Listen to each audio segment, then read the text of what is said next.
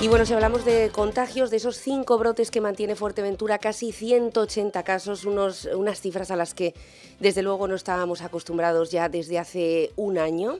El viceconsejero de Economía del Gobierno de Canarias, Blas Acosta, presentaba hace 24 horas los nuevos informes de seguimiento del impacto económico y de previsiones de la comunidad autónoma ante el impacto de esta COVID-19, que prevén una recuperación muy lenta de cara a la primavera del 2023. Blas Acosta, buenos días, bienvenido. Hola, ¿qué tal? Muy buenos días. Bueno, supongo que también preocupado, antes que nada, desde el Gobierno de Canarias, por los casos de incidencia que desde luego nos están haciendo duplicar ante los observadores que tenemos tanto en el turismo británico como en el turismo alemán. Sí, efectivamente, son datos muy preocupantes, ¿no? Lo que sí es cierto es que se ha hecho el llamamiento desde el Gobierno de Canarias, de Presidencia de Canarias, a actuar más allá de lanzar pues mensajes, de llamar a la responsabilidad, que también creo que los ayuntamientos, los gobiernos insulares, los cabildos, deben tomar un papel activo en este momento, en el que, aunque estamos obviamente sin el estado de alarma y con algunas restricciones suprimidas, fruto de que era cierto que íbamos con una curva de incidencia muy baja o bajando y con datos relativamente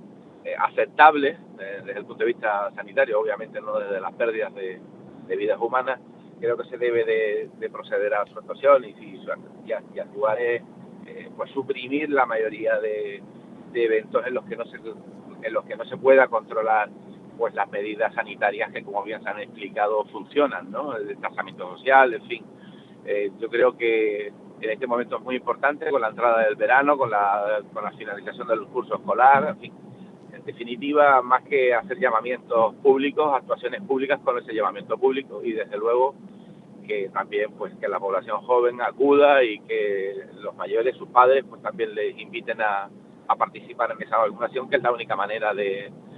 poder doblegar esta curva, ¿no?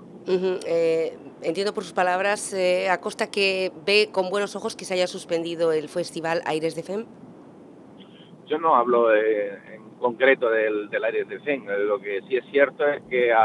obviamente con la finalización del curso, reuniones multitudinarias, botellones, en definitiva el volver otra vez a pedir ese esfuerzo del control local, que es donde evidentemente donde se puede y se tiene que actuar, en el sentido de que hay gente que no está actuando con la responsabilidad social que se debe de llevar en este momento. Están poniendo en jaque a 2.200.000 personas, que son los que vivimos en esta comunidad autónoma, ¿no? Es cierto que obviamente puedes contagiarte o nos podemos contagiar de COVID, pero si seguimos las pautas marcadas desde el punto de vista de distanciamiento, de distancia social, de mascarilla, en fin, de responsabilidad social, que es lo que se llama ahora en este momento, va a ser mucho más fácil de doblegar esta curva, y máxime con esta nueva variante Delta, que es mucho más contagiosa y que también es verdad que durante mucho tiempo yo creo que este mensaje de que la población más inmune a las consecuencias de la COVID en la población joven tampoco ha ayudado en que pues cooperen o que entiendan que efectivamente son necesarios, parte necesaria también del proceso de vacunación, aunque se ha hecho con muy buen criterio sanitario, en el sentido de ir a la población de riesgo, a la de más edad, pero creo que el llamamiento tiene que ser claro: los jóvenes también enferman y también mueren. O sea, por lo tanto, en este momento que llevamos ya casi 16 meses ya de pandemia, un esfuerzo de un mes y medio más, en el sentido de que avance la vacunación y podamos se puede inocular la mayor cantidad de población posible hasta conseguir esa inmunidad de rebaño. Estamos escasamente a un mes y pico,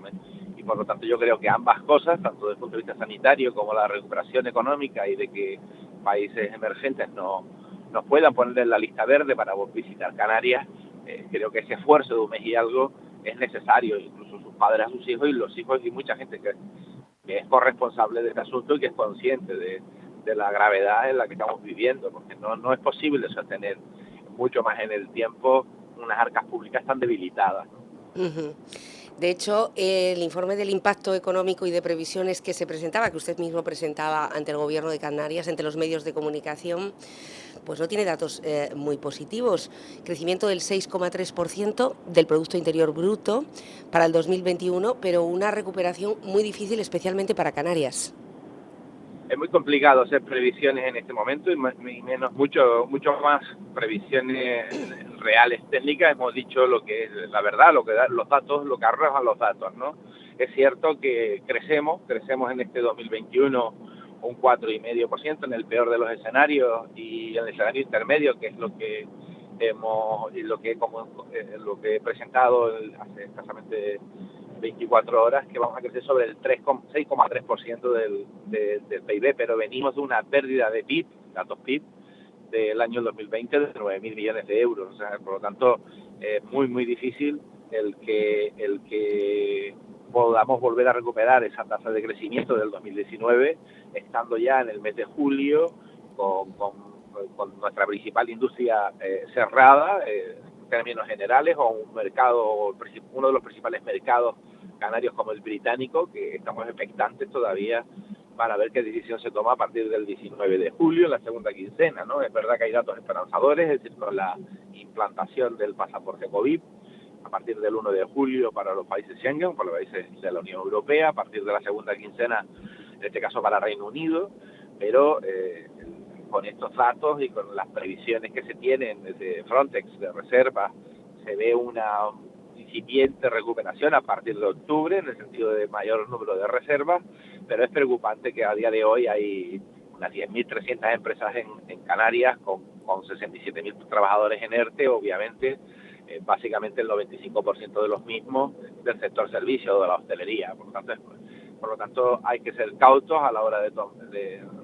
dar estas previsiones. Es verdad que se analizan 17 elementos, sectores o vectores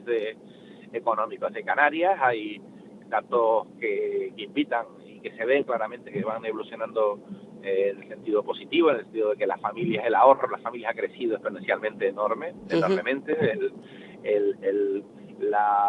Los créditos se han estancado por norma general, no hay un aumento de endeudamiento de las familias y de las empresas, y ya es prácticamente 9 meses en esa misma línea, y por lo tanto esas necesidades financieras extraordinarias de momento, y hablo con carácter general, de momento no son precisas o no la precisan las empresas y nuestras familias, pero que no acaba de arrancar lo que es la actividad económica, la que generaría ingresos, y muy preocupados, como bien ha dicho usted, por en las últimas 3 semanas el nivel de aumento de la incidencia por COVID en Canarias, ¿no? Y sobre todo en esta franja de población tan joven, en la que obviamente en estos momentos estivales y de vacaciones, como he dicho, hay que hacer un llamamiento a esa responsabilidad social, ¿no? Bueno, estamos viendo los datos de la llegada de turistas que reflejan en ese informe y son verdaderamente demoledores cuando uno se encuentra con los números delante. Canarias ha recibido casi 11 millones menos de turistas que en el año 2019, es decir, estamos un poco por encima de los 4,6. Se esperaba que para la segunda quincena de julio la situación tornase, sobre todo para zonas que usted bien conoce en Fuerteventura, localidades turísticas cuyos hoteles todavía están pendientes de la apertura, es decir, no saben muchos establecimientos comerciales si el día 15 van a poder abrir sus puertas o no, y mucho menos con estos niveles de incidencia que estamos viendo, que doblan la cantidad que fija, en este caso Alemania, por ejemplo, para permitir a sus vecinos poder viajar. Decía al principio de esta entrevista que los ayuntamientos y los cabildos deben tener un papel activo en un momento como este. ¿Se debería activar de nuevo un gabinete de crisis, una situación de emergencia, donde se esté colaborando fuerzas y cuerpos de seguridad del Estado, fuerzas locales, autoridades sanitarias, ayuntamientos, cabildos, en fin? Bueno, lo que digo es que es cierto que en el pasado, sobre todo desde el conocimiento de la enfermedad, desde el desconocimiento del alcance o incluso de la falta o escasez de recursos de equipos sanitarios que nos permitieran pues afrontar con ciertas garantías lo que científicamente se nos estaba diciendo que teníamos que ejecutar. Quizás no habría falta llegar a esa a declarar en este caso el plan de emergencia, que entre otras cosas solo lo hizo Fuerteventura y le fue muy bien, lo hizo en su momento con esa coordinación. Lo que sí es cierto es que creo que los ayuntamientos, obviamente con los recursos que tienen, en la medida que puedan, pero hay ciertas cuestiones en las que no es preciso estar o realizar, en este caso, planes específicos de emergencia, pero sí proyectos específicos, o sea, en este caso una idea clara y específica de lo que no se debe de hacer, al menos durante un mes y medio, ¿no?, para bajar esa incidencia, que es lo que entendemos